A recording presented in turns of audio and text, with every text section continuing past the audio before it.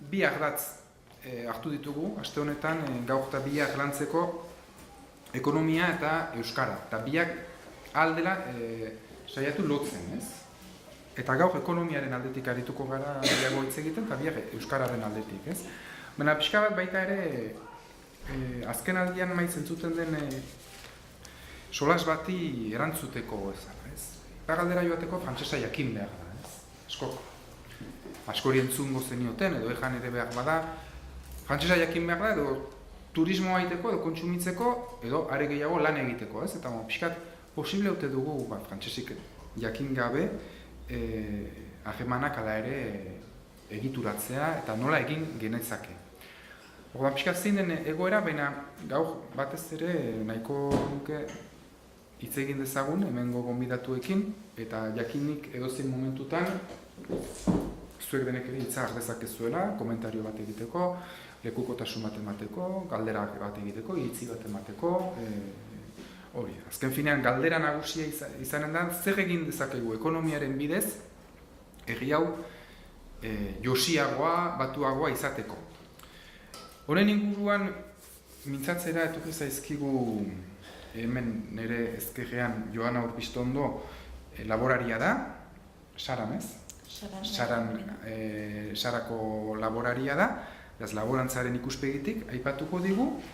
Erik Etxart industria arloan ari da lanean, eta Gipuzkoa eta Zuberoaren artean jauzika, kerrezpaldi maiz. Lehenik ere izana da, iparraegoan, ekonomia arloaz eta gure arteko harremanez mintzatzera, beraz ezaguna egingo zaizue.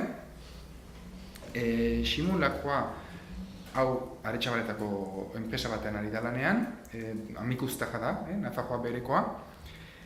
Eta badugu ere Beñat Kastorene, Uztaritzen ari da lanean, Uztaritzekoa da, eta kooperatiba batean, eta honek ere harreman ekonomiko jarraikiak eta hurbilak ditu hegoaldeko enpresekin. Orduan, behar bada, kasu hauek ez dira ohiko kasuak, baina pentsatzen dut gure galderari erantzuteko pertsona ezin aproposagoak direla. Behar bada, lehenik mai inguru bat hasteko galdekinen dizuet bakoitzari zuek zuen sektoretik edo zuen lantegitik ze harreman duzuen edo nola egituratzen duzuen Euskal Herri hori, ez? Zein den zuen mapa geografikoa zuen arlo ekonomikoan, eta zuk eman dezagun, zurekin hasteko nahi baldin dut, zuk ekoizpenak egite dituzu, zer ekoizten zuen, eta zuk nola ikusten duzun harremana, Saratik berehala da Nafarroa garaia, eta zure harremanak.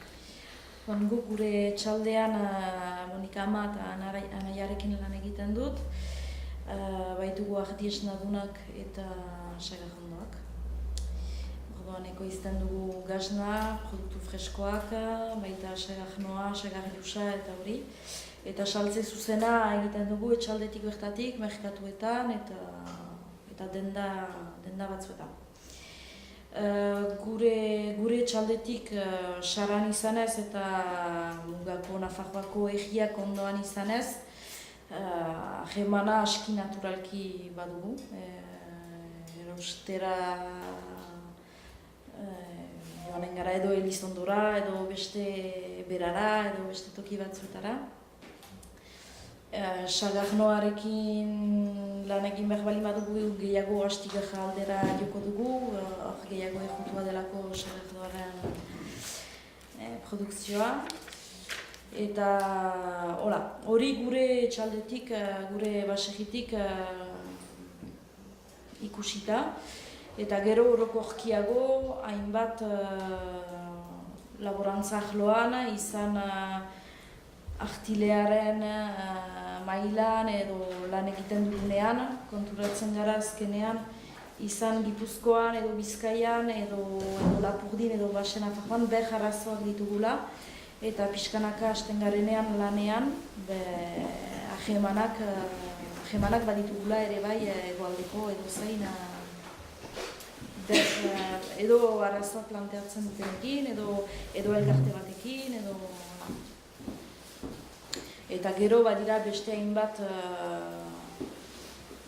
proiektu, eko-kolektiboa adibidez, Euskal Herri mailan egotu direnak, laborantza agroekologiaren identifikatzeko, eta hori badu gutienez 10 urte pentsatzen dut sortu dutela. Gero badira beste proiektu batzuk ere Euskaltzeji jazaren inguruan, nun iparraldean lortu dugun sokmarka edo jatorri izendapena, hemen jaten duzuena, eta nola jaza berdinak diren, azkenean tokikoa jazak berdinak diren Nafarroan edo Gipuzkoan edo iparraldean.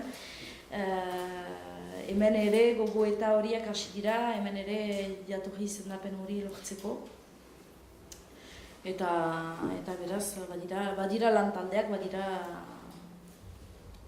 badira lan hildoak. Gero, ez dakit gehiago etorriko zaizkit, igual izaten aldira hainitz gai, azkenean. Igual ez ditut denak ezagutzen ere. Gero ere galdera batzuk eginen dizkizu gehiago, bigarren itzuli hortan. Erik? Zertzen gabia. Bueno, pixkat zure enpresaren ikuspegitik, nola egiten dituzuen zubi horiek, zehar eman dituzuen, eta praktika honen lekukotasun bat emaitea. Bai, lehenik haiteko hene moahan. Ez dakit hegoaldea denez hitz egokia, baina nik harreman hori bi fasetan izan dut. Lehenik ikasketak bukatu nituenean lehen lana izan duen Gernikan, lehen lan postua. Beraz, 5 urtez lan egin duen Gernikan, eta ordu danik badut alako oroitzapen hon bat, eta bai euskal munduarekin eta industriarekin harreman hori. Gero itzuli nintzen iparraldera eta bereziki joan nintzen bizitzera Zuberorat, eta Zuberoko enpresan ere laster hasi ginen bezero batzuekin hemen lanean, eta bereziki Goierri aldean. Eta urte batzuen buruan ere, pentsatu genuen behar genuela hemen adar bat sortu, eta guai badu 4 urte badugula hemen enpresa txiki bat hemen Ordizian. Eta orduan esperientzia hori esker ere segitzen dut harremanetan hemengo industriarekin eta hemengo euskal herritarrekin. Eta uste dut esperientzia honen kontatzera naizela gaur. Kontatu pixkat esperientzia hori, bizpairu minututan. Aipatzen da euskara eta lana, ez dakitze, nik uste Goierri hortako berezia dela Euskal Herrian. Gernik aldean ere euskara bizi zen, baina hemen uste dut gehiago are biziago dela euskara. Guai badut, kasik eginen du 10 urte edo ibiltzen naizela Goierrin, erregularki, uste dut lamunduan ere ikusten dela euskara gero eta presentzia handiagoa duela. Beraz, alde horretatik uste dut iparraldean bizi izanez, euskara eta lan mundua pixkat laburrunak dira, eta hemengo gauzak ikusiz, pentsatzen dut ez dakit Zuberoko norbait Zuberoko norbaitek edo Lapurdiko norbaitek ikus dezakela zer den bidea pixkat aitzinatzeko segitzeko euskaldun izaten. Alde batetik Goierri hori da, niretzat, importanta da, eta bestetik industriaren aldetik ere. Nik uste Gipuzkoa, Bizkaia ere bai, seguraski, baina Gipuzkoa da zentro importante bat Europa mailan, uste dut, eta guretzat ere enpresa gisa, sinpleki hemen izatea biziki gauza importantea da, eta uste dugu zentzu horretan ere Goierrik bereziki baduela potentziala handi bat. Seguraski Gipuzkoako beste leku batzuek duten bezala, baina hemen ere ikusten dugu mugimendu handia. Esker, Simon, kontatu pixkat zure... Zer produkto, zer egiten duzu, industri mailan? Guk ingeniaritzan lan egiten dugu. Ingeniaritza. Tresnak, bai. Ni berez nintzen unen entzutera, baina alde txakean jagin naiz. Eta nik ikasten nuen, ikasi nuen ikastodetan, Baiona nuen, basoa pasatuz, eta gero joan nintzen Frantziara ingeniaritza eskola edo egitera. Eta handik behar zirela egin ikastaro bat eta behar zela egin enpresetan, eta entzula nuen hori egoaldean kooperatibak edo Fagor edo izena nuen, eta entzuna hori. Eta erabaki nuen igortzea kurikuluma, eta hola hartu zidaten Mandalona Assembleyn aretsa batetan. Fagor taldeko enpresa bat. Eta han egin dituen 6 hilabete, gero ikasketak amaitu, eta amaitzean berriro etorri nintzen. Gustatu goitzaperon biziki hona nuen, eta gustatu, eta itzuli nintzen. Gero gure orai 2012an edo itzuliko nintzen, lasai urte batzuk. Eta euskalkiaren nasketan edo kontratuko zieztek. Eta lanean gero guretzat, erraiten duzu zubia edo iparrego, gure enpresan jan nezake ez dugula inbeste ez, iparrelakin bezero bat kenduta baina oso puntualki ez du hainitz lan egiten. Eta gehiago da gure mapan edo enpresak bali bat mapa bat izan entzen egoaldea edo EAE eskualdea, eta gero mundua edo bezala ez. Bez hainitz lan egiten dugu kanpoan, eta iparralearekin egan ezak harreman gutxi. 3 izan gira gehienez, iparraleko 3 pertsona, lan egiten alde enpresa horretan, da horreia honditu da, baina egun langile ginenean 3 izan gira, iparralekoa. Ez da gutxi kasualitate bat edo. Eta guk egiten ditu makinak edo makina automatikoak, produkziorako edo makina automatikoak. Bueno, Binat, zuk ere baduzu harreman bila, egoaldeko enpresekin. Kontatu pixkat, nola sortu diren harreman horiek eta ze ekartzen dizuten, zuen enpresari ze ekartzen dioten, zuek ze ekartzen dio zuen, eta nola berastu duzuen enkar, zuen arteko harremanak eta bar. Gure aldetik nahiko historio sinplia da, zent fabrikatzen ditugu moldiak plastikain egitatzeko eta beste material batzuk ere bai. Eta beraz, azkenean, kompetentzia handia badugu egualdean. Baina, hasieratik harremanak izan ditugu, hasteko hasi ginenean laguntza daukan ditugu ustaitzen zauden iheslari batzuenganik, eta bazian jende batzuk oso interesgarriak. Eta askotan arrasatetik zetozenak, eta lanpostu importanteak bazituztenak Baionako aldian adibidez. Eta lagundu gintuzten hasieran, kontseiluz eta adibidez hasterakoan eta makinak erosi behar zirenean,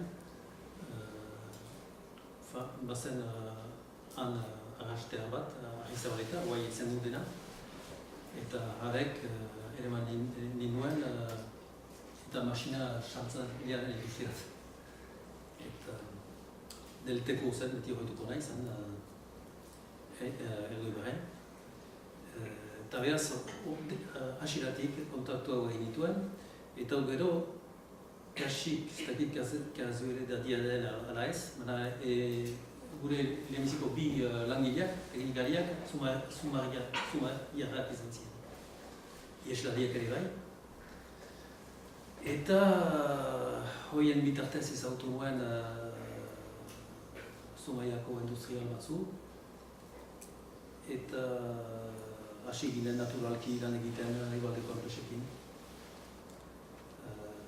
Erran behar da, ustaitze pixkat bezia dela zen eta jende asko etortzen da egualdetik etorri da duanetik uzaitzeat. Beti danik. Eta horrek lagundu gaitu asko. Eta probedoriak ere bai segituan izan ditugu. Eta denbora batez goguratzen dut, zigarrako devaluazioniak bazien hemen, ez ginen gehiago gai saltzeko. Aldiz, segitzen dugu ginoen erosten, bizpailu urtez. Eta bizpailu urteren buruan berriz hasten ginen saltzen aldiguntan. Klienta bezero importantiak izan ditugu, egualdian. Eta importantenetai bat izan da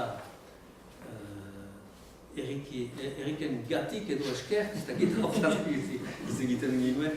Zenta denbora hartan Erikek lan egiten zuen Gernikan Maieren. Eta ezautazi gintuen bere zuzendariei.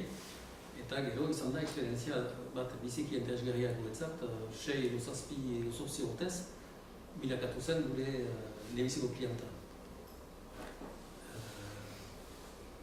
Astero ez, bada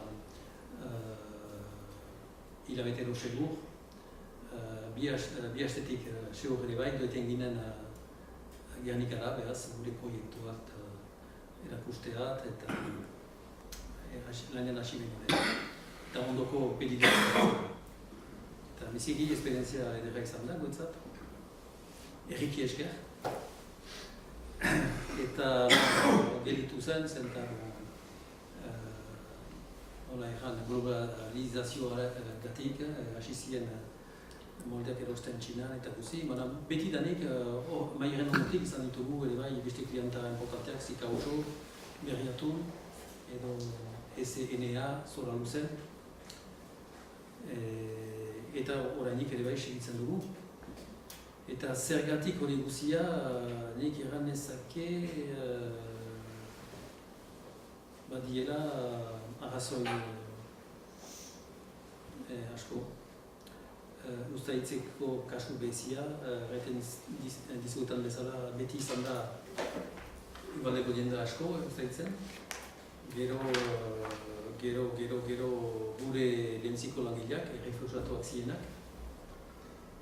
Gero gure ofizioa badugu ofizio bat ere bai industriala eta beharrak badira igualdean.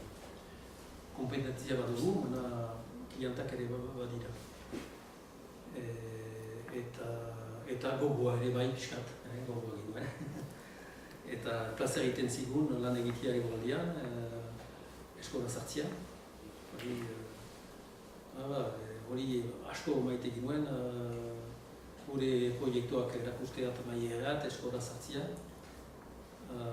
Maieren, eta beti han bazuten Erikek badaki, ohitura bat kriston bilia egiten, proiektu baten aurrean, eta batzuk etzakiten eskolaz, nola gutxik, beti bazen bat alabetze eskola etzakiena, eta gu proposatzen ginuen, mondatzen algira espainolez, kiskun kaskun, baina zerbait eranen dugu espainolez.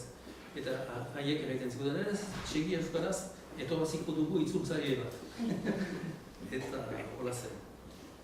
Hordik, naturalki egin nagoetzat.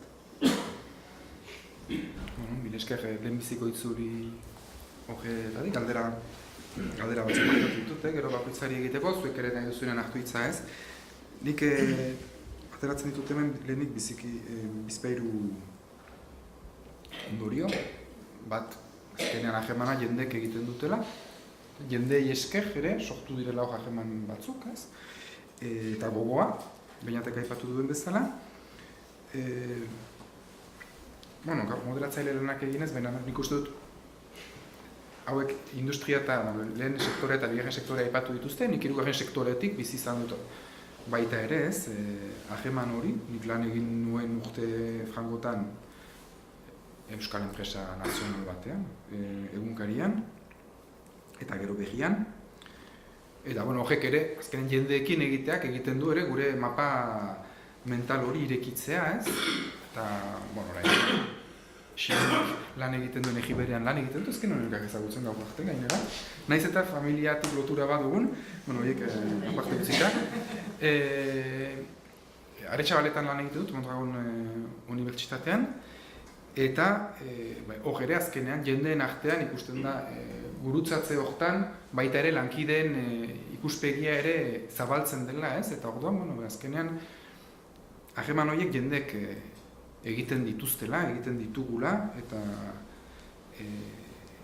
horrek eraldatzen dituela gauzak, ez? Nik uste hori dela behar bada oinagian jendeak gogoa eta bainatik aipatu du baita ere euskaraz aritzeko plazera, eta nik uste dut hori behar bada Simun zuri galdetuko nizuke lehenik, hortan da, zezuk izan duzu Frantzian, erran duzu bezala Frantzian ikasi duzu, bestean hitzek bezala izan zenezaken arriskua da aukera ezakit bakoitzak ikusiko du bere aldetik, han lana aurkitzeko eta han egiteko lana, frantsesez, frantses giroan biziz, baina zuk izan duzu aukera Euskal Herrian gelditzeko eta euskaraz lan egiteko, eta zuretzat hori pertsona gisa nola bizi duzu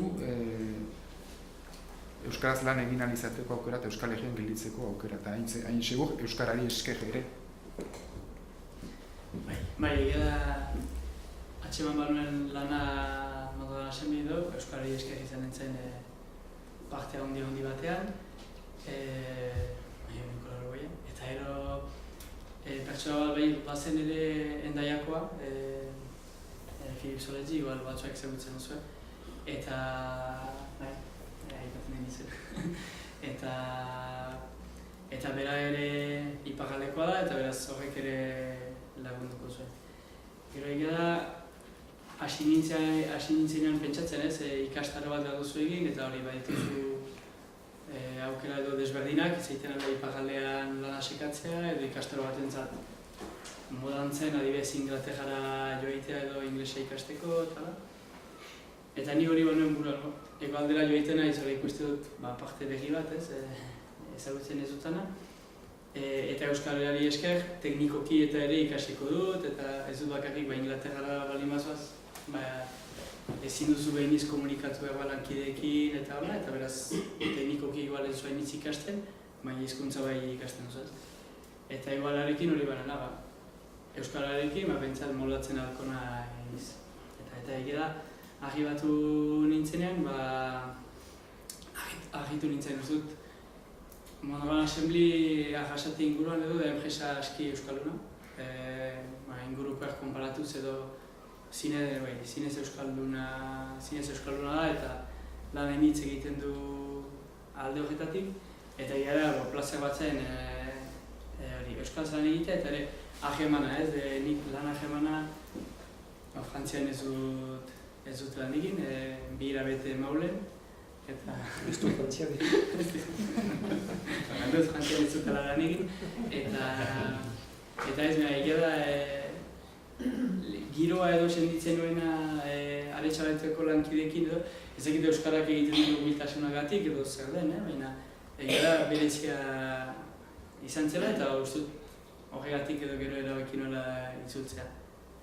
Eta gurasoak eta familia eta jen izan dira ate idikitze batzuetan ere, eta gauza bera ahitu ziren hori aheman eta gino gure artean eta giroaz edo senditu zuten. Orain, beste alde bat aipatzeko, Joana zurekin aipatu zu sagajak ekoizten dituzuela, eta galdera bat nahi nizuke egin, sagajunduan, Euskal Sagajaren zer horretan, administrazioarekin gero sortzen dira mugak, ez zuk saran ekoitzitako sagajak Euskal Sagajaren sormarka horretan,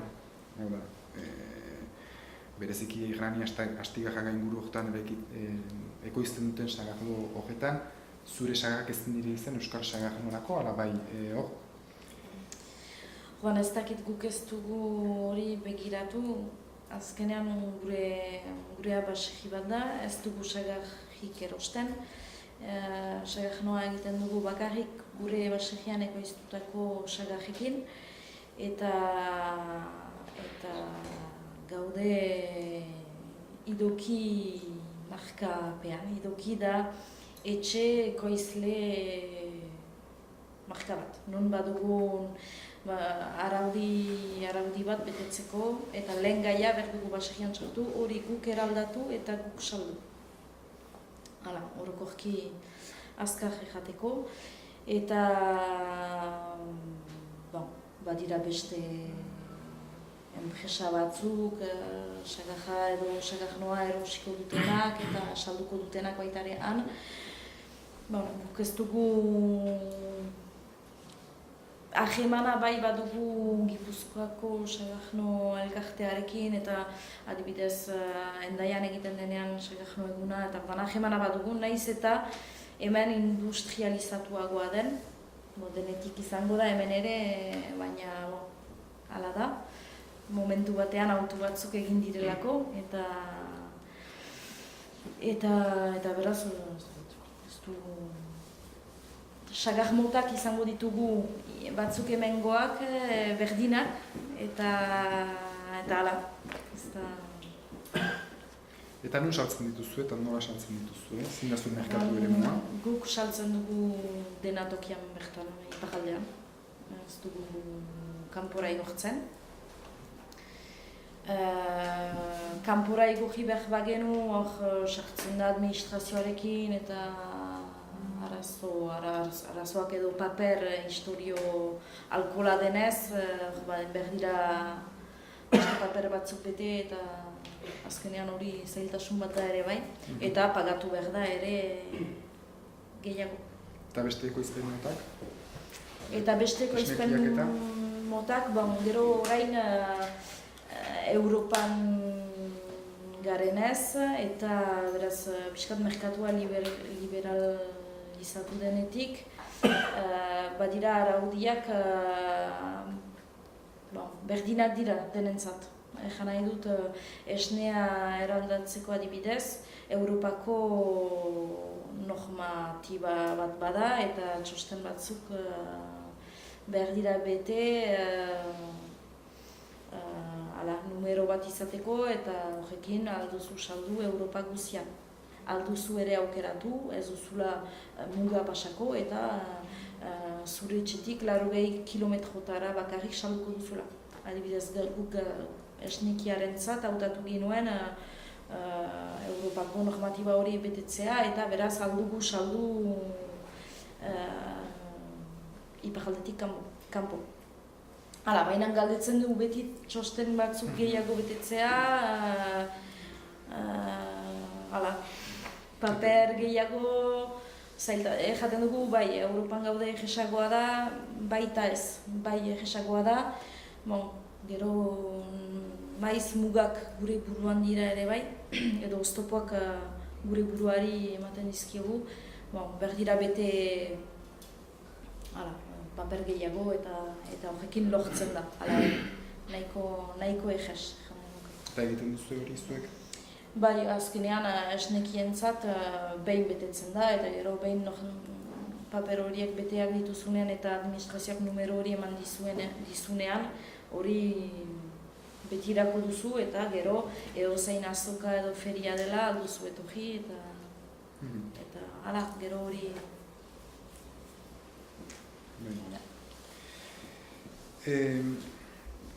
Lehen aipatu da, Beñatek aipatu du gogoa, uste dut erik zuk ere borondatea aipatu duzula. Borondatea batzuk hemen zireztenek baduzue borondatea, biztan da. Baina hemen ez diren askok behar ez dute zai burutik pasatzen ere borondate hori, elkar lan horretarako eta zubi horiek eraikitzeko borondatea, lauei galde ginen dizuet, baina berrikekin hasiko gira, nondik sortzen da, nola sortzen da olako borondate bat? Jakin da gainera, Joanak orai aipatu dituen, izan daitezkera hainbat administrazioak sortzen dituen hainbat zailtasun edo lan gehigarri. Ez dakit biziki pertsona da, baina uste gu aurra ginen larik eta etxen entzun dugula herrian eta lan eta bizi inbertzela, eta munduraz ni aurra nintzela gauza hori etzen zaila ikusten zen, iparraldean bereziki, iparraldean lan egitea lan kalifikatu batean eta kasik garaietan betxezut kasik ezinezkoa zela. Eta ez dakit nik ustut kultura hortan hesiak izan gira, kultura politiko hortan. Nik pertsonalki etxen ikasi dut euskara, garai hartan ikastolak hasten ziren, baina alere ganezake ikastolen belaunaldikoan izala. Zenta guk aurra ginelarik egiten ginuen zaharragoekin euskaraz, baina beste neorikin ez. Eta hasi ginenean ezagutzen ikastoletako aurrak eta gu ere hasi ginen berriz euskalduntzen. Eta nik uste dut emeki amets hori banuela, ene lan kalifikatu hori Euskal Herrian itea, ahalaz euskaraz eta ez dakit pixkat tximunek bezala, batean ikusten da hori gauzatzeko bide bakarra dela hegoaldean. Eta guretzat, ez dakit, tximuneko hori berrintzela, baina garai hartan enetako zen ikusten zen itxasarria zen arrasateko kooperatibak, etxe handi bat delako eta badia taula eta lagun bat ditu eta ea norbait ezagutzen zuen, ez? Eta baietz, itzordua arrasaten eta ara joan eta bisitatu bizpairu enpresa, han irakasle batekin bildu, hakeman zerrenda bat, memento honetan bilatzen dituzte hemen eta hemen. Hirugarren enpresa zen Maier, Gernikan, eta 2 asteren buruan Gernikan nintzen lanean. Eta nik, ez dakit, argi denez, baina nik uste dela, ez dakit, hori zen, ez dakit nola motivazio hori zen, bai, hori ezagutzea, eta ari berean jakinez ere lehen aipatu duena zen euskararen motivazioa edo euskaldun izatearena, baina ere esperientzia profesional gisa ere esperientzia ona. Eta nahiz eta euskaldun izan, euskaraz lan egitea eta bizi izan dugunean euskaraz zerbait diklosiko bezala edo etxekoa eta iparraldean bizi dugun bezala berbala azpizkuntza bat eta ez dakitzen niun ezin erabil eta hori dena. Eta ikustea enpresan hori benera garai hartan euskara planak hasten ziren enpresetan. Izen duela 20 bat urte edo, lehen euskara planak ziren, Maieren baziren euskara planak, hiztegia lantzeko, laneko dokumentuak euskaraz, eta nik uste euskaldun gisa ere hori formakuntza badela. Eta nik ene kasuan adibidez, gero Maulera joan nintzenean, nik lan egitutan enpresa buruak argiki egiteko abertzaleak ziren, euskara ez zuten gehiegi erabiltzen, baina emeki euskara gero eta gehiago erabili dugu, eta ez dakit. Ez dut bakarrik hori hemen eraten, nik erratut iparraldeak ez balu egoaldea izan, ez dut uste guai euskaldunak izan egin dela. Eta enetako hori euskaldun gisa obsesio bada, behar ditugula harremanak mantendu guk iparraldetik egoaldearekin, mesaz ez dut ikusten nola segituko dugun euskaldun izaitenan. Iruditzen zait ez dela posible, ez dugulako masa kritikorik, dakizuen egoeran gaude, politikoki eta hori, Baina gogoare ipatuzu, gogoa nondik sortzen da, edo bada bakoitzaren borondate pertsonalen arabera, baina milaka pertsona bizi da Euskal Herrian, milaka eta milaka langile gogoa borondatea behar bazute denek, eta nondik pizten da, eta nondik pitz daiteke gogoa zuten pertsonetatik arago. Eta Oldarberria hasi zen garaian, 80 urtean, bazen giro espezial bat pentsatzen duten. Denbora hartan argi zen ikastolak behar ziela, enpresak behar ziela, batez kooperatibak, eta harremanak sortu behar ziela egoaldearekin. Hori tontoenak ere gai bazakien hori denbora hartan. Eta espiritu hori jautsi da. Eta, horrengatik, ene aldetik, zuen merezimendu handirik, giro osua horrela zen. Eta gogoa bai, eta egia da, nik Erikek bezala pentsatzen dut, laster ikusi nuen. Eta Esparraldearen existentziak nahiz oso txarra izan, orai badu alde bat pixkat miraturu garria, ez ditu berzen oso. Zeta azken mende horietan pairatu dugun bombardaketarekin, oino zerbait egoitia Iparraldean mirakuru bat da. Eta ez da beti gongo behar da, momentuz. Eta behaz,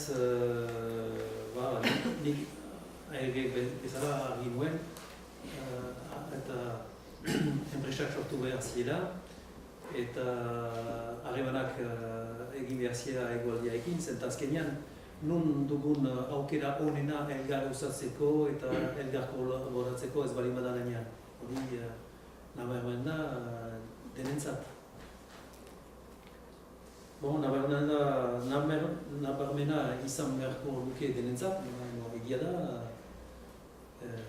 ez da holdar bat alde hortarat, eta gogoa behar da, eta gogoa nola piztu. Hori da problema, eta ez da errez erantzutia.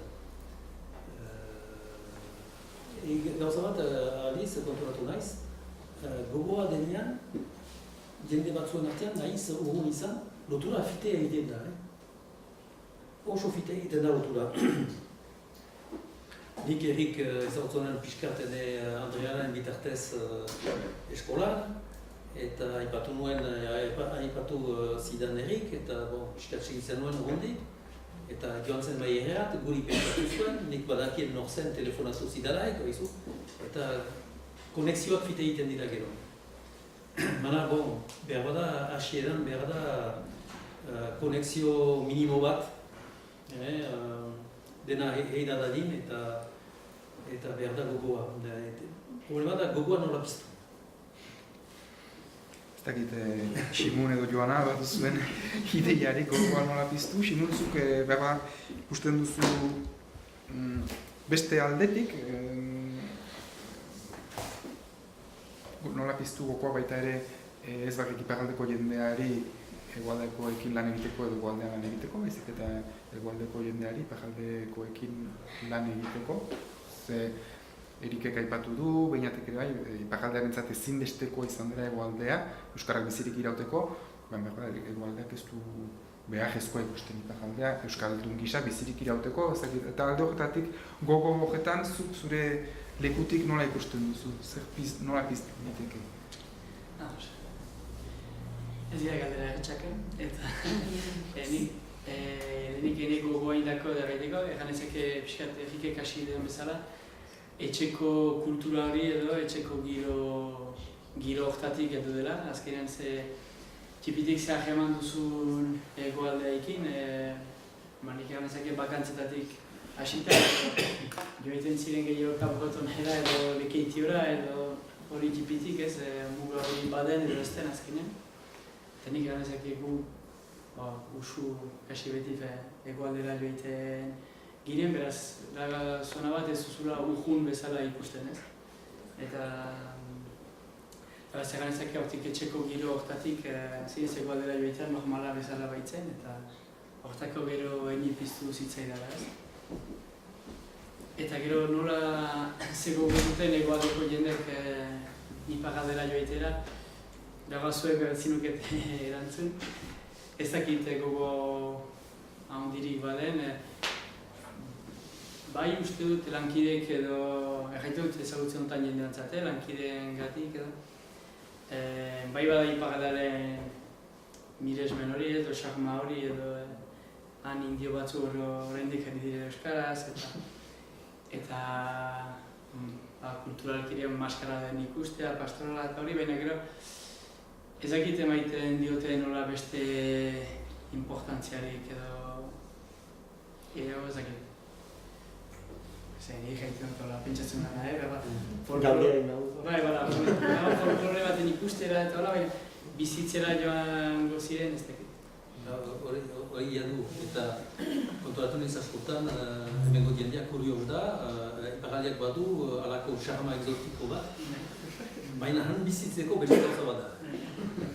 Baina iparraldekoekin lan egiteko edo bezero ekoizle agerman bat eraikitzeko, adibidez, Fagorek krisia izan zuelarik, duela 5-6 urte edo egin zuen kanpaina bat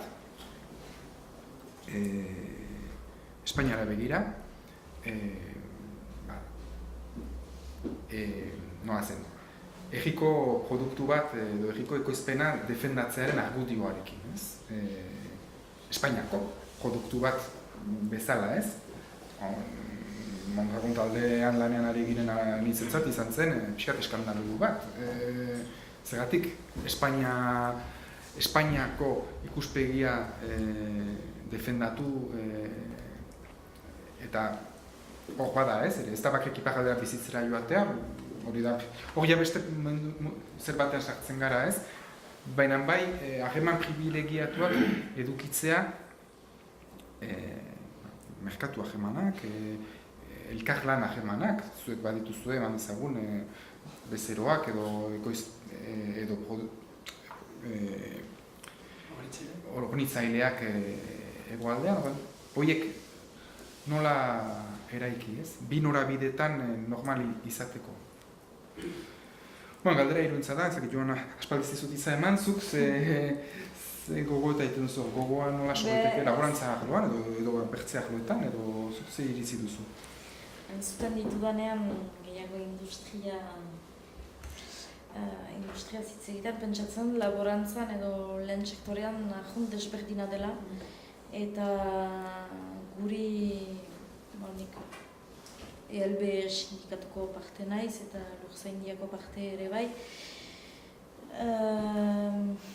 eta guri gertatzen zaiguna da asko justuki hegoaldetik deitzen gaituztela nola egin dugun jakiteko edo hola. Pentsatzen dut ikastolak, nire nintzen sortua, baina ikastolak sortu direnean eta hori dena asko begiratu dela hegoaldeari edo enpresaritzan Arrasateko Mondragon kooperatiba eta horiek eredu izan direla eta Gipuzkoan batez ere egin delako industriaren aldeko pario bat animalea eta hortan laborantzak galdu du hemen orduan eta iparraldean ez da hola gertatu laborantzak indar handia du oraindik eta beraz zerbait sortzen dugunean, izan orain hasi garela artilearen gainean lan egiten edo Euskal Bertakoa jazen gainean lan egiten edo Lurzaindia 2013an sortu dugularik ere bai hemendik deitzen gaituzte lan egiteko hemen ere sortzeko eta pixka bat hemen ere laborantzari edo nekazaritzari bere indarra atxikitzen ematen albalin bazaio eta hala. Ez da berdin, alderantziz ikusten dut nik. Laborantza mailan, lehen sektoreari begiratuta. Orain, beste galderat lauentzat, aipatu duzu maiz, 80ko hamarkada hori, gaur bazen zerbait egosten ari zena, eta 2020an girakasik, beste mende batean, eta zenbait hamarkada gehiago, eta beti aipatzen da, globalizazioaren munduri, individualismoa, bertze balore batzuk. Giro hortan, zuek bezalako salbuespen batzuk kenduta, nola ikusten duzu herri honen egoera elkarlan horietarako zuek eredu batzuk aurkeztu dituzue, ala zarete, ados? Baina gero, gainerakoak nola ikusten dituzu eta non ikusten dituzu zailtasunak zuen eredua zabaltzeko. Behinat nahi duzu hasi, edo nahi duzuenak,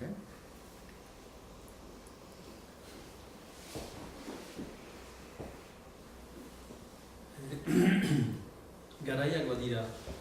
Eta uste hon egan nuen bezala, 80 urteetan, eta lehenotik ere bai, bazen gogoa. Zergatik bazen gogoa denbora hartan, hori behar bada iparraldia zerakotz biogune batean. Ordu arte gure gizartia parte handi batean nekezaritzan bizi zen. Eta nekezaritza kopuruz behintzat behera zoan. Ageri zen jende guziak ordu arte baserrietan edo auzo tipietan edo eta eskolariko hiri tipietan bizi zen jende horiek ez zutela gehiago bizitzen ahalko hain handian toki bertan eta behar zela hortako behar zela enpresak behar zirela eta enpresak sortzeko biztan da guk baginuen eredua egualdian. Ni oso laster manakien norzen Arizien Mehendiak eta guetzat eredu bat zen, eta hasi ginenetik hasik sartu ginuen bere argazkia gure telera. Natural zen, mana garai horiek pasatu dira. Ez dira sortu behar ziren lantegiak, nehondik ere, ez aski, eta jendeak joan da lan egitera, ez baitez bada lehen bezala Ameriketat edo Pariserat, baina gehiago Baiona, Biarritze eta Angilura, zenta hor bazen langile beharra, zerbitzuetan batez ere. Eta orai gogoa galdu da. Eta egia erran ez dakit nola berriz partia ze. Guk izan ginuen konturatu ginen bat adibidez eta enpresak garatzeko eta harremanak egoaldekiko eta egoaldearekin eta handitzeko langile kalifikatuak falta genituen. Falta genituen gaztiak eta teknikan eziak, ikasiak. Eta behaz sortu zen elkarte bat, egoaldeko erakasle batzuekin eta jaurlaritzaren laguntzarekin sortu zen eta elkarte bat hezkuntek deitzen zena. Eta denbora batez ikasle batzuk bildu ginituen eta bidali ginituen ikasteat egoaldeko ikastetxeetara. 30 bat joan dira horrela. Eta bana hori bai pixkanaka txipitu da eta azkenean abandonatu ginuen, zenta ez ginuen gehiago kandidaturik. Eta nik senditzen dut bazela garai bat, gogoa zen asko gehiago, eta garai hori pixkanaka endekatu da. Eta orai dira hori oso behera.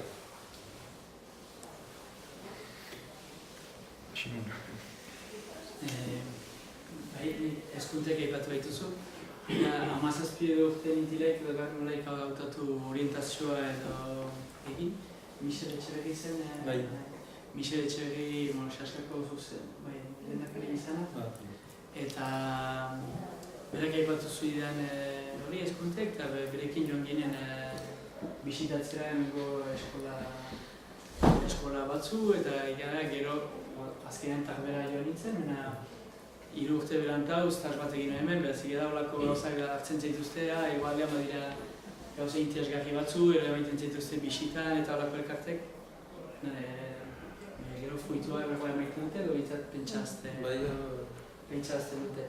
Eta uz dut, iparalean horak gogoa sortzeko berriz, gozaila da, militantismoa ere, hortan ere behar da gogoa, eta gero egoaldeko referentziak da importanta daukaitea, zuko egiten nariz mendia jeta dela pazinetela, ez dut uste iparraldean jende initzek, gazte initzek eta ezagutzen duenik. Ez egolen ez eta lehen. Ez uste, espero baietzaren. Eta uste dut hori, egoaldeko referentzia batzu entzun aipatzen, eta azkenean gero beti orientatuak gira, iparraldetik gira Frantziai begira, egoaldetik gara Espainia begira, telebistagatik edo denagatik, eta ezakit, muga bat bezala. Eta nola piztu, Ja, erantzun bat. Zen edo?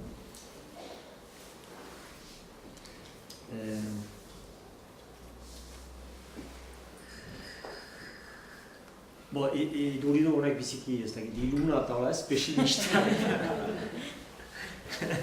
Nik nahi dut pentsatu, iparraldean gero euskaldun bat ez dakit, irudikatzea edo ez dakit. Ez da bat ere gauza segura ez. Nahi dut probabilitatea ondia da, nik uste emeki desagertzeko ustut, objektiboki begiratuta. Gero guk, ez dakit, nik persoanki eta ustut beste hemen giren guziak edo, pentsatzen dugu bizia entxeatzeko ina dela, ez? Behar dugu saiatu, dozen kasutan eriotza benentzata bukaeran, beraz.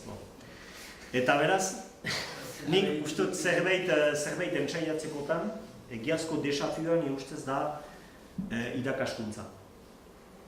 Ustut ez da etorkizunik, ez badugu, ez dakit, gazteak ez badira formatzen, eta gazteek badute gero adinarekin pixkat galtzen dugun mugikortasun bat, gazteak erretxago da ikastaldia egitea hemen, han lanean hasi hemen, han hori dena erretxago da gazte denean.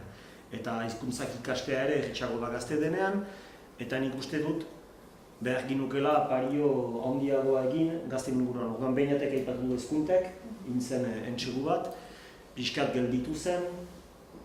Erabat. Bai, markatu. Baina ustut kezka hori aipatu hezkuntza ezker eta ustut kezka hori denek badugu.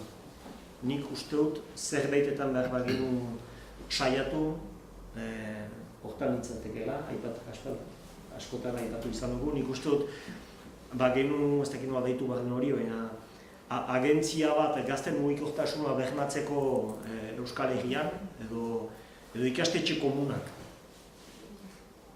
Nik uste, 21. mende hastapen untan, ikastolek badute 50 urte edo gehiago. Eta, ez dakit, iruditzen zait, ordua dela behar bada ikastetxe batzu elgarrek unukan ditzago.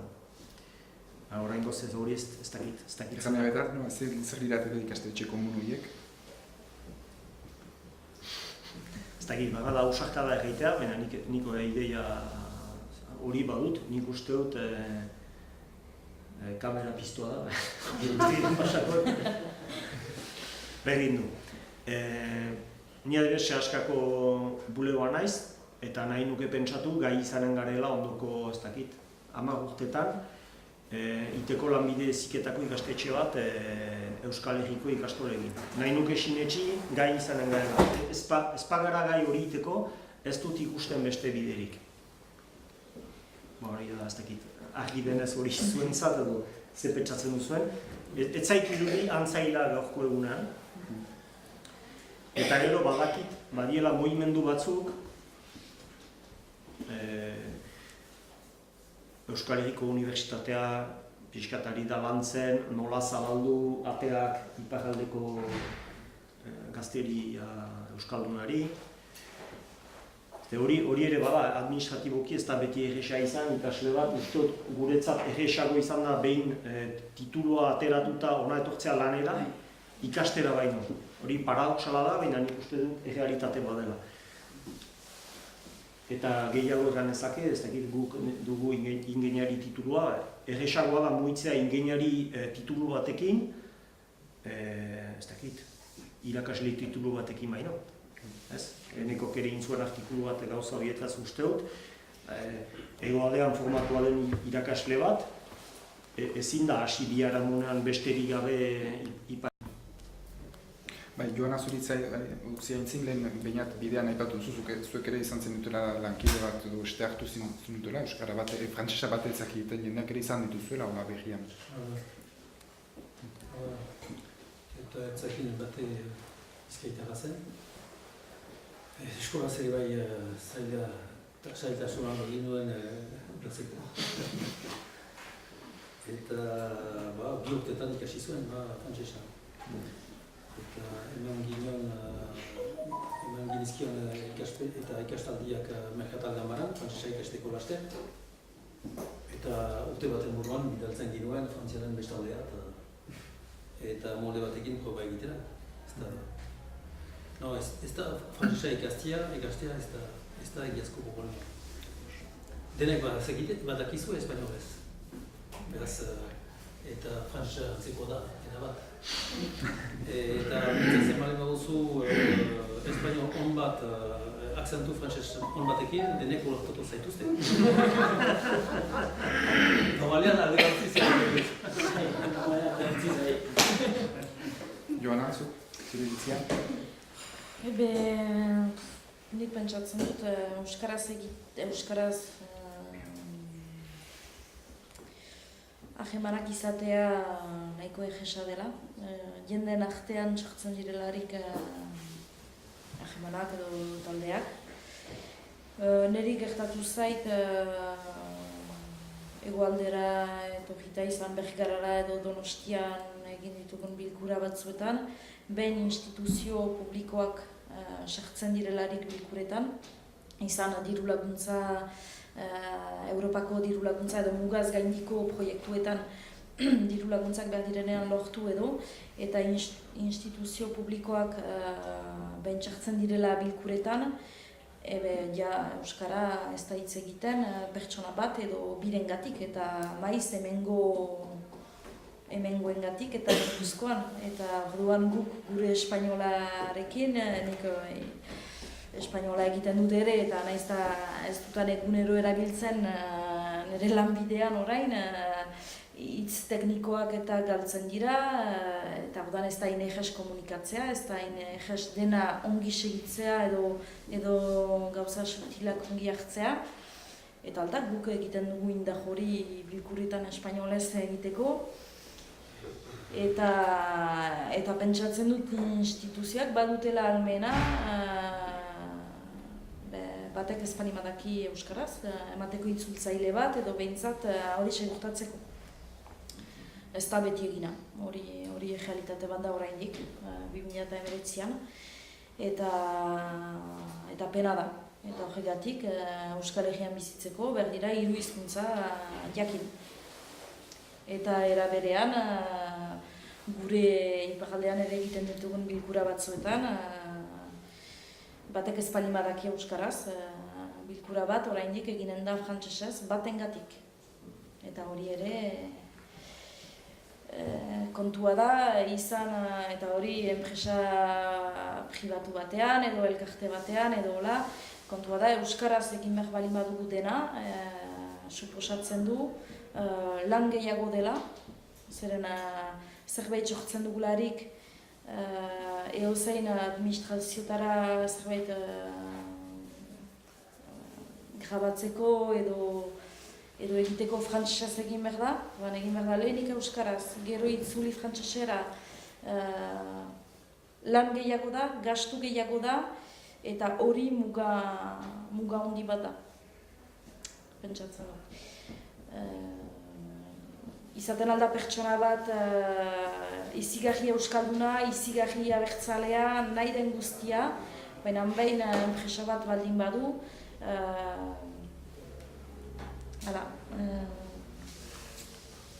errealitatea da euskarari bere tokia emateko zaila dela. Zeren gainera guk hizkuntza ez dugu ofiziala, hori da. Eta orduan denak behar du frantsesez izan derrigorrez. Idatzitako gauzetan. dena biziki interesgarria. Segi genezake horrenik galdera gehiagoekin, hemen gelditu da airean galdera funtsezko bat, oraintxe Joanak aipatu duena, baina, bueno, ordu bat badara magu, eta jan dizuet zuek ere hitz egiten dezaketela, eta ez dizuegu eman aukera, orain zuen ara hitza, nahi badira dizu galderak egin, komentari bat. Ingenieritza. Nik? Bai, hau, ze, jo. Nun egin duze... Nik Tarbesen. Tarbesen. Eta nik Bordelen. Nik Bordelen. Eta batzu izate, hola estetioa bezala, o iparalde, o zeiken, han ingenieritza egiteko jendek, nahuten da. Bordelean, Tarbesa, Parixa. Lan egitera? Bai. Bai, Baiona inguruan ere, kostalde horretan. Eta bestela hori ejan dituzun Bordele, Toulouse. Gero, bada, Gipuzkoan ere bat baino gehiago, gero nik uste dut ez dela antzi behar ere proportzioa iparaldea egon dela bat hamar. Bai. Arazoa zen, ere dena... Ikasketakin arazoa batzean. Bai, gero gehiago. Markatu? Ikasketak ekin balitan dituzue kanpon, jendea gogoa, eta izaten gogoa eta berriak, lanpostoak eta sortu daiteko gogorire kanpoan duten dala.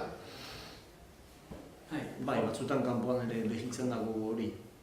Nik uste dut oroak iparaldean badela gogoa, beti ikasleko haute gogoa itzultzeko. Nik uste dut, bada beste gauza bat ere eta berriz uste dut hortan badela diferentzia nekazaritzarekin. Industrian da, lanpostoak gero eta kalifikatuago dira, enpresak gero eta espezializatuago. Orduan, lan merkatuak eskatzen du bizka lan merkatu zabala izaitea. Baina, bada mugikortasun bat. Baina, bada, Gipuzkoan edo Bizkaian, bada masa kritikoa nahikoa hemengo jendearekin funtzionatzeko. Baina, iparraldean hori zailago da. Zailago da, orduan bada mugikortasuna, iparraldeko jomarrute kanpora, baina badira kanpoko anitz ere iparraldeko enpresetan. Nik uste lan merkatuarena ez badugu pixkat konpontzen, iparraldeko enpresak ez dira euskaldunak izanen. Hortako nik uste behar dela gazten formakuntzatik hasi, ez dakit zaila denez, baina hori iten, ez badugu hori iten, ez dut ikusten beste urratxik posible. Ez da, nik uste dut ezkuntekena gelditu zen, baina beste gisa batez beharko da behiz hasi. Ezkuntek gelditu zen, ere bai, arazoen baten gatibo, bazien bestek. Ezkuntek sortu zuen batez ere heziketa teknikako irakasle batzuek.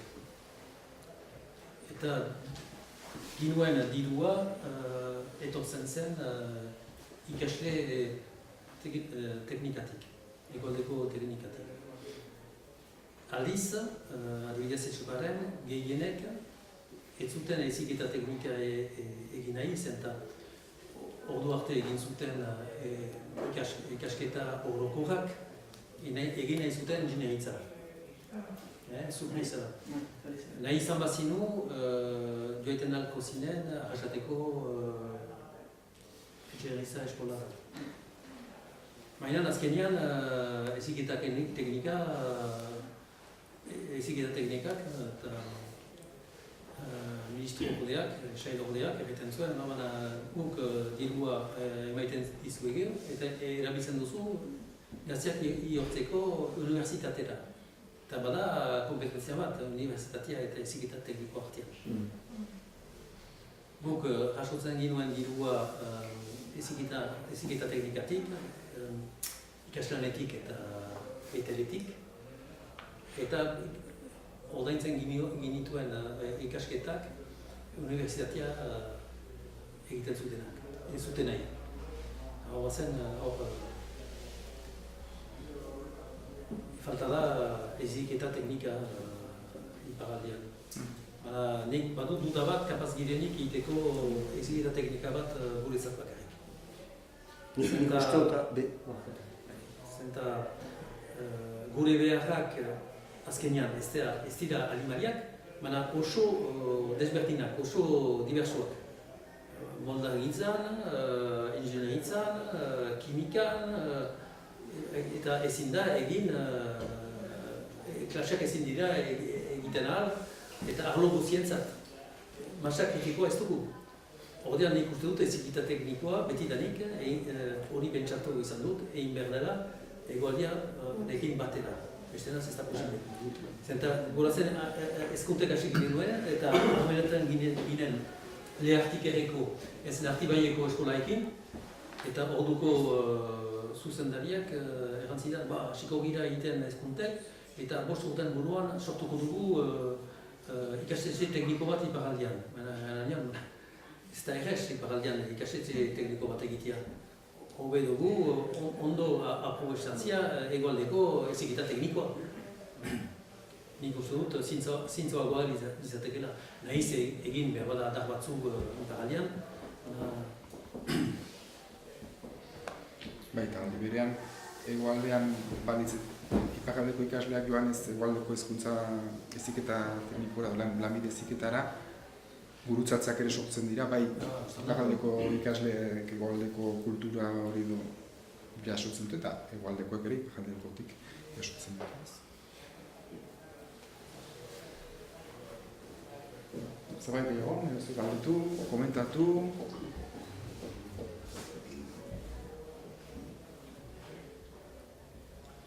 Nik egitatu duk hezkuntza tekniko hori. Hezkuntza tekniko hori bakarrik ez da hori hezkuntza tekniko hori, Euskal Herrikorik egizan ez da. Bai. Bai, du jo. Momentu honetan zuek esaten duzuna aipatzen duzuela eta horietarako sehaskak ze aportatzen du? Askola gutxi. Edo lehena. Sehaskak azkenean ematen du euskaraz ikasteko ahala 18 urte arte. Eta gazte, naiz eta horrek ez den bakarrik arkeologorokoa, baina azkenean gazteak aukeratzen dute adin horretan gutxi gora bera zen norabide hartuko duten, gero zen lanbide hartuko duten. Eta hori da gauza pixka bat euskaraz ikasteko iparraldean, hortik gora lanbide bat ikasteko zaila da. Nekazaritza adibidez ikasteko, dena frantsesez ikasi behar da. Naiz eta 18 urte arte edo 16 urte arte ikasten duzun euskaraz, momentu batean, pasatzen duzu dena behar duzu frantsesez ikasi. Tekniko guztia ikasiko da frantsesez. Hori da adibiota ez, nahi dut pentsatu ere, nekazaritzan, eta gainera kasu horretan iparraldea balimada nunbait erreferentzia, sail tekniko bat euskaraz izatea nekazaritzaren inguruan, iparraldean, iruditzen zait, posible izan behar luketen gauzetan dela. Baina hortako berria ahal ekonomikoak eta gauzak egia berrean jaurlaritzak ere ez dakit, duela 10 urte eta gehiago laguntzen zuen gehiago saska, oa ikasik ez da gehiago laguntzarik. Eta ez dakit, da proiektu berriak beharko dira asmatu. Eran nahi du, orai finantziaketa, saskararen finantziaketa, etortzen dela eskolegitik, erregurazta guzi eta gehiena frantziatik. Hori da. Une honetan, ez dakit pixkat saskarena aipatzeko bahanetik, une honetan nunbait irakaslea eta dena kontatzen balimada estatuak du finantzatzen gehiena, saskan, irakasle guztiak finantzatzen dituena zein. Eta guai ez da sekretu handia, hezkunde nazionalak eta Frantziako hezkuntza ministeritzak albaru itotzen saskaren eredua egingo luke. Ez dugu garapenik izanen bide hortatik. Eta irakasleak finantzatzea estatuak iten du, Frantzian. Irakasleak estatuak ordaintzen ditu. Beste gauza bada eraikinak eta hori finantzatzen du. Hortako betxatzen dut, mugaz gaindiko ikastetxe bat edo sistema bat ez dakit Europaren babespean edo asmatu beharko dela ateratzeko hortan. Eta badakit hori biziki konplikatua dela teknikoki eta nik hori hortaz ez dakit, baina iruditzen zait soluzio bat proposatzekotan. Nik ere hori pentsatzen dut, behar dela azkenean bada muga bat, muga administratiboa, juridikoa, nahi den guztia, baina hori gainditu behar da, eta horretako behar bat behar da izan alde batean edo bestean, badira behar batzuk edo galde batzuk aman komunan direnak, edo ez, edo desberdinak, baina elkar osatzen aldugula, eta horretako falta dela ere tresna bat, aman komunean diagnostiko bat egiteko. Ez bakoitzak bere aldetik, gehiago pixkat egi guztia behar ikuspuntu batetik hartuko duena diagnostikoak egiteko eta hobeki beharrak ongi aztertzeko eta gero hori erantzuna egokia emateko. Hori nik falta dela pentsatzen dut. Hemen ekatu duzue gogoa. Gogo hori hizkuntza jakitea posible da? Edo hein handi batean gogo hori ez dago hizkuntzarekin lotua? Hezkuntza. Hizkuntza. Iparaldean ez da gogo hori, ez da automatikoki hezkuntzarekin lotua ez. Eta ikastoletaik ateratzen dienak, badakite hainbatetarano euskara, askotan segituan praktikatzen dute frantsesa, hortik aterata, eta gogo ez dute, ez dugu hitz hori erabilio naino, ez dute kontzientzia nazionalik bate. Edo bakar batzuk izanen dute, izanen dira gutiengoa. Gure italiaran baditugu hiru berriki arteariak behaz ikastoletaik eta gehienetan haien artean frantsesa egiten dute. Nahiz izan giro normalian, nola erran, giro eskoldun batean eta ez da eskolaz egiteko ere ikastoletik ateratzean ez da automatikoa. Kontzientzia nazionala, zenta azkenean gogoa hori da, ez dugu izi gauzak eskutatzea. Hori ez doa hizkuntzarekin lotuta? Ez. Ez, zenta hizkuntza notroa da. Frantziak du finantzia zen. Nola nahi duzu, ez da posible. Horren galdera bat. Bikote bat. Eta galdu dut euskara. Este bikote bat euskara rekuperatu du edo horren semea alabak nola bidaliko ditu. Eskola frantsesena edo ikastola. Zer behar du, gogo horrenkin lotuta dago. Ikusiko duzu kasu guziak. Berdin bikote batean eskola bat dakite bidaliko dute eskola frantseseat. Berdin ez dakit frantsesa eskola ez dakite bidaliko dute ikastola da, kriston nahasketa da horrei. Ez dakit, bat diren... Kontrazen hori hemen egual dema da. Euskara jakinek mundu pilo bat egiten du. Baina nik uste dut kezkagarriena da hezkuntza bakarrik ez dela nahikoa. Behar da aurretik familian, izan zerbait, hasi bat sortu behar da familian, gero hezkuntza eta gero lana behar da ondotik segida bat. Baren bauzu bakarrikan erdian ikastola, ez da nahikoa. Ez izin erran denbora gantzia dela, baina kasik. Hori, ez, pentsatu behar da, masa kritikoa ez dugula, ikusten dut iparaldia berez ez dela bidera garria. Ez dela sekolonitza, bizi daun dugu urteetan zezar hamarkadeta zehar eta inertzia batekin, kasik mirakuluz, zenta baginuen nekazaretzako masa hori, eta pixkat nola zirkuito zerratu batzean bizi zena, eta gogor egiten zuena, baina laborarien masa kritiko hori desegin eta dena pikotara doa,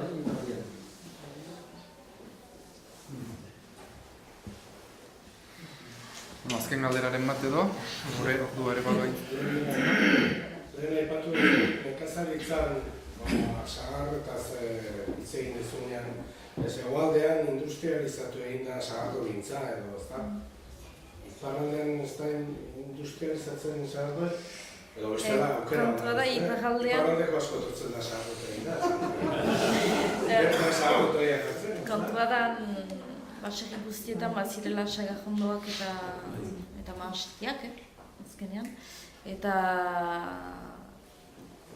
80 hamarkada horretan, edo bai piskalerago, kontua da sagardi guztiak ejotik kendu direla, justuki, edo hartu gehiago egiteko, edo laborantza industrializatzeko. Eta nekazaritza azkenean eginda espezializatu. Orduan batzuk egin dute edo behi esnea bakarrik, edo naiz eta ala ere txalde txikiak atxiki diren, eta nun ekoizpen asko atxiki diren etxaldetan, orokorki. Eta beraz sagardiena nahiko behia da, kontsumoa ere ahunt galdu da iparraldean, hemen egin ez dena azkenean. Eta sagardiak berriz landatzearena eta etorri da pixkat bat berantago. Ez dugu ekoizten sagardo asko. Uste duen errotik etzen dutela industrializatu nahi. Ez, gero... Ezin izatetik nahi izatea. Gero guk gure etxaldean nire kasuan ez dugu nahi industrializatu, baitugu baita ere ahdiak eta azkenean gure etxaldean horreka bat atxematen dugu eta hola gero ez dugu jaten ematen eta bazkari edo afaririk ematen eta hori dena. Badira sagardoteki batzuk hori egiten dutenak, baina ez dute beraien sagarrekin egiten sagardoa edo ekartzen dute edo azkenean bakotsak bere negozioa eramateko manera aukeratzen du. Hala. Barreneko sagardoteki batean honako, Gero saltzen du, nahi baldin baduz etorri eta dira saia. Era sagardotegietan importantea ez da sagardoa, txumeta da. Eta hori ere nondik heldu den, Alemaniatik heldu baldin badatera, guk ez dugu hori definitzen. Nahiko, ez, baina hori da... Baina gero behin kantitate bat egiten duzunean, eta... Hemen ere badirela sagardotegiak, non bertako haragia lehen etxiko duten, Alemaniatik datorrena baino, nik nahiago dut olako sagardotegi batera joan, zeren lurre batzuk defenditzen ditu. Ez dute denek hori egiten, baina hori lehen jantutana bakotsak bere negozioan nahi duen bezala eramaten du. Bai, haintzuzatea, hezkuntza, industria eta horretaz. Nik uste eta oso aldarra oso importante izanako zana zen turismoa. Turismoa, nola bat, hemengo jendea, ez dakatea eta edukatik. Iparaldea gehiago, eta aldea etorri zatu. Hemengo orokorren ez dautzen iparaldeik indi hori, izena bakarrik. Eta urtein behin pastora da eta urte marriak, bale, eta besta batzuk maskara eta gongo dira. Gero bukatzen da. Eta nik uste gure aldamenen dauzken hiru herrialde urdu terdi, bi urdu bueltan xuberoan santarazea gutuko irurdu zorra horretzen die, eta ez da jende imutzen egin dio. Eta aldiz, Mediterraneoan ez autu goitu ez da inungo herriko kalea eta hori lehen haitu esaten borondatea nik uste kontzientzia dela sartu behar dana. Kontzientzia. Eta hori eskolatatio. Ez da hori dudaik, niko igortu ikorri behar dana herri badala eta hautzak hori behar dala, eta ibili behar dala eta azken batean dano batzea da. Hori, Gero, frantzesak da, bueno, begaraien egon ez da emozko entzuno kritika bat, ez da, hemen, bandela 40 urte, alemaizu eta hain frantzesak asignatura bezala ikasten zan, eta gero etorri zan hezkuntza bat, eta hankazbara jarri zuen, eta oain inglesa eta bai industri da lan itxiko oso beharrezko izango. Baina hemen mugitzen jende askok ez doa hain nola turismo etxe ez da guten, eta jende asko gutea kanpoa. Baina hori uste, dala kontzientzia eta hartu beharreko jende, eta hemen eta jenden nahasketa hori, harreman hori, eta horti sortzen die nik hortik uste nik oso importantik uste dut. Gero hemen, nik pentsatzen turismo mailan egoaldetik jendea etortzen dela, ipajaldera, igual ez gehiago etor liteke, baina aste santu garaian eta jende asko izaten da hemengoa, nik atxematen dut. Saraldean eta beti gero Barnekaldean, igual gutxiago, Basena Fajo eta aldean, baina eta beharrik euskaraz hitz egiten dugula, gero baina hala etortzen baldin bada ere jende gehiago eta euskaraz hitz egiten baldin badu ere igual laguntzen aldu ere kontzientzia bat hartzea han euskara beharrezkoa dela jendeari ajera behar bezala egiteko, bere hizkuntzan egiteko azkenean. Ingeles bat datu jenean, edozein saiatuko da ingelesez egiten, nahiz eta gaizki jakin. Euskaraz euskaldun bat heldu baldin bada, igual hango batzuk asko dira espainolez egiten, euskara da hitz egiten dutena ez espainola, baina hori dena esplikatzen da ere. Bueno, mila esker, ja, zortziterdia dira, hain xuxen azket, bai. Kontzientzia eta gogoa zaitu garen hor askonda nik proposamen txiki bat eta atrebentzio horiz, Eneko idatzitako lurraldea eta herria irakurrizkeo kontzientzia bizten da. Esan eta komisio hori ez daukat. Ez baino oso interesgarria, lehenko hemen tertulia bat egin ginduen eta oso egokia. Bai, gogoa eta kontzientzia bizteko. Bueno, mila esker. Nola ez? Finitzeko den todo. Bai, mila esker. Finitzeko gana nuen bereziki azken gai hori turismoarena eta biak landuko dugun gaia dela. Biako gaiaren ardatza izanen da pixkat nola mugitu Euskal Herri osoan eroso eta hain zuzen baita ere frantsesik ez jakitearen traba kakotzen artean horren gainetik, ze azken aldean maiz entzuten ari da, frantsesa jakin behar da ipakaldera joateko eta abar. Nola egin dezakegu Euskal Herriko hagemanak turismotik, kulturatik, hagemanetatik garatzeko euskaratik. Eta Maialen Lujambioek erantzun bezala, euskaratik eta euskaraz nola egin dezakegu, biak hortaz arituko gara, eta euskalgintzaren inguruan dabilen jende franko gomitatu dugu, ez bakrik euskalgintzaren inguruan, baita ere informatikaren inguruan eta abar, eta hori saiatuko gara bi gauzak uztartzen.